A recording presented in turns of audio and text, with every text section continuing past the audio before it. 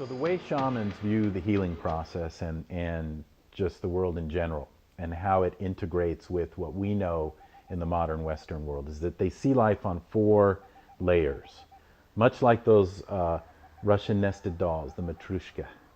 And each of those layers informs the next or influences the next. In a way, it's all about influence. And the outer layer you might consider life experience. So the shamans view this as a magnificent theater that we're here physically to enjoy the drama of, the contrast, the pleasure and pain, hopefully much more pleasure than pain. And so it's about life experiences, essentially that layer. The second layer is the psycho-spiritual. So it's about the mind. And we know in the Western world that we can change the relationships, take the medicines, get the surgeries, move, change jobs. We can address things on this outer layer, if you will, the layer of life, of reality, of physical experience. Or we can change our attitudes, get the therapy, change the way we look at things, the way we think. So prayer, meditation, religion, spiritual practices, psychology, all happens on this second layer. And this we're very familiar with in the West. This is normally how we engage a healing process, or changing something in our lives. What shamans recognize is that, this layer of the mind affects your physical experiences. It affects your reality. And we know this as placebo effect. We know this as, prayer and positive thinking. And, it's been around for ages. Think and Grow Rich, written in the early 1900s. And it's equivalent to perhaps, it's almost like sending a signal and having that signal create or manifest your reality. Okay? And while nobody can do that for us, we can be influenced. And this is where it gets interesting. So in spite of all of the attitudes and the way that we change the way we think, if you have a room full of people telling you that's not possible, the statistics say you can't do that, you're going to die from this genetic condition you inherited, your relationship's going to end like this, as they all do, and we allow ourselves to be influenced, then everybody's right. Basically, that becomes our signal, and we begin to get more and more evidence that supports that reality or that belief. Okay? And that's pretty much where Western medicine, this is as good as it gets in terms of the Western paradigm. If I can just understand the way I'm thinking and what happened to me as a child, perhaps I can change the way that I'm engaging in my relationships, for example, or my health, my personal relationship with my own body. Where shamanism comes in is not only are there influences coming from the people in the room that if we're able to, we can ignore, or be the influencer, but these influences are coming from these other two layers of our own being as well. And they're very unconscious to us. These other two layers are something below our conscious mind. And the third we call the mythic, all right? And these are the big stories, the deep, old stories, religious, cultural, familial, that are really like water to a fish, or like the air we breathe. And things like life's a struggle, or life's a school, or, life's a playground, these myths can contradict everything we've learned in here, okay? So it's important that we address that layer and make sure that it matches. So if you're tired of struggling and experiencing life as a struggle, or that you're not worthy of love or abundance, and you change your mind about that and decide you are worthy, but your myth still says, no, you're not, then that tends to dominate the signal. And that's why people think that prayer or meditation or therapy, things don't work, positive thinking, because they're not addressing the deeper signal. Okay, so this is where shamans come in. The way that we change the mythic is through ritual and ceremony, images and symbols. So that's why we wear the animal objects, or the feathers, or we carve on a drum or a rattle a certain symbol or animal. Or in the case of a Navajo sand painting, the Navajo medicine woman will create a picture of your story, of whatever it is you're dealing with, And at some point, that sand painting not only symbolizes your life, it becomes your life. And all she has to do is make a change in the sand painting, and it's tapped into this mythic layer, and it changes that signal.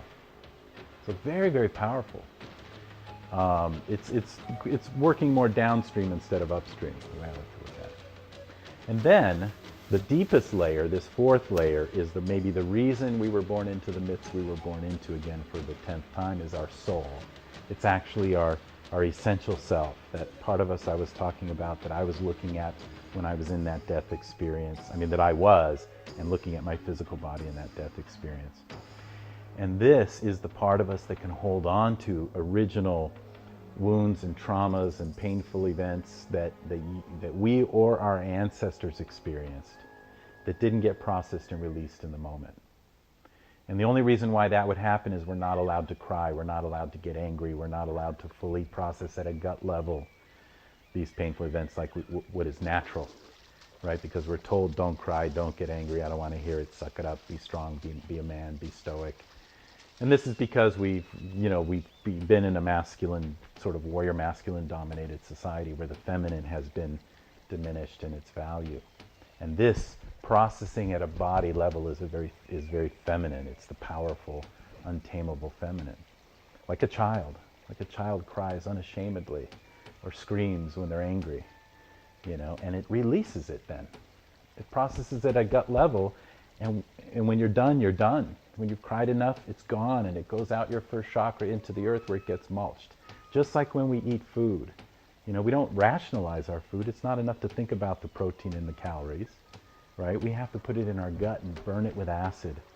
And it's not pretty. It's a messy process, but we get what we need out, and the ash, the leftover, we're not built to process, goes out the bottom of our body and into the earth and gets mulched and turned into new food.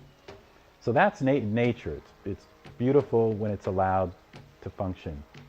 Unfortunately, for a lot of the modern world now, like I said, that's been, frowned upon or muted and suppressed. And so now we have these patterns, we have these experiences deep within us that are sending a signal, causing us to experience the same painful experiences over and over.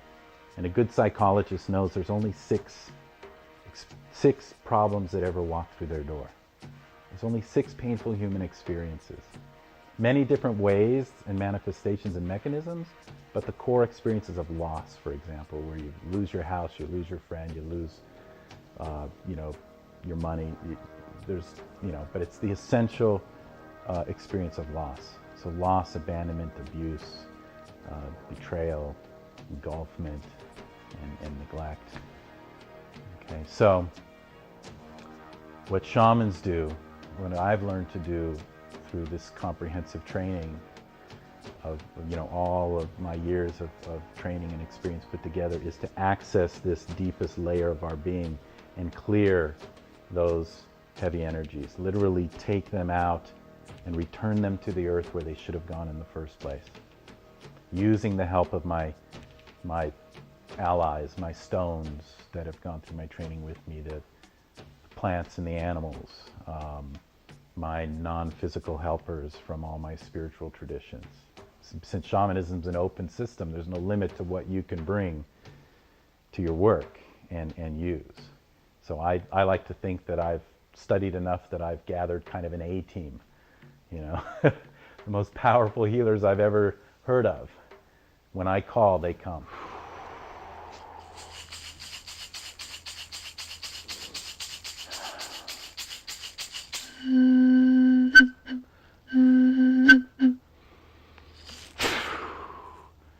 To the winds of the south, Sachamama Hatunamaru, great serpent, mother of the waters, the rivers, the roads that bring us together. Come to us, Mother, hold us in this healing space. Wrap your coils of light around us and help us to shed the energies of the past, the old stories, the way you shed your skin, which is all at once, right here, right now, so that we can walk in beauty, in wholeness, in our power, gently on ourselves, gently on the earth. Be with us, Mother. Ho!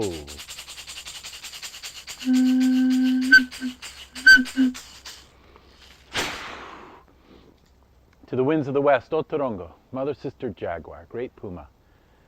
Come protect this medicine space for us. Devour those energies which do not belong, and teach us your ways. Help us to leap beyond the fears, the doubts, the guilt, the shame, the limiting myths, beliefs, and ancestral influences that no longer serve us. Instead, teach us to be warriors, but warriors who have no need to engage in battle, internally or externally, no need for enemies in this world or the next. Instead, warriors who know what we truly desire.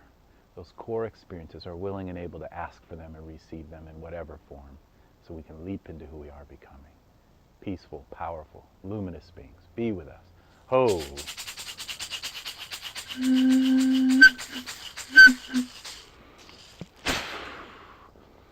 To the winds of the north, great healers, great lineages, wisdom keepers, ancestors and guardians of this land, hold us in the ancient wisdom.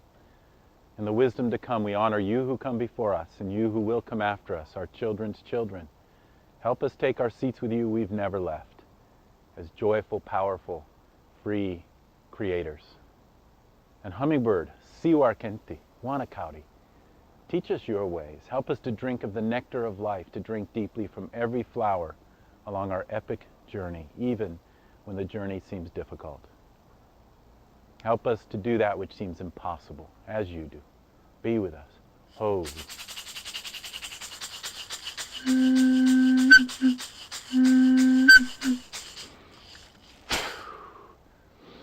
To the winds of the east, Hatun Kuntur, great condor, Apuchin, Anka, eagle. Help us to soar high. Help us to see those mountaintops we've only dared dream of, to call on our greatest, most fulfilling, most joyful destiny. And bring it to earth, grow corn with it, make it real.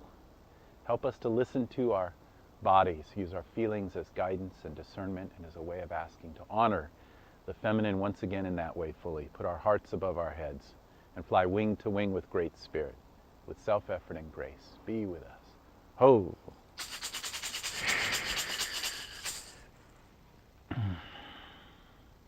Pachamama, great mother, thank you for being our true mother. Thank you for being in our bodies, in the air, and the water, and all your children.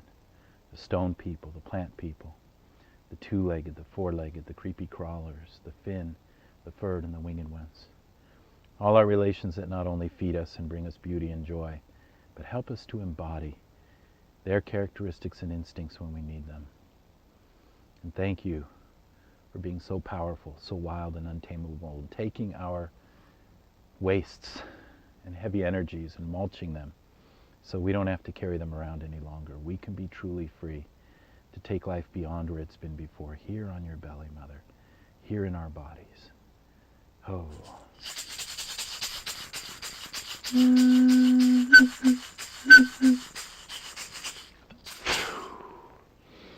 Inti Taita, Father Sun, Mama Kia, Grandmother Moon, Hatun Chaska, star brothers and sisters, thank you for rising every day, showering us with your energy, your light, your cycles that make life possible for us. And doing this unconditionally, without judgment, teaching us to treat ourselves and each other this way.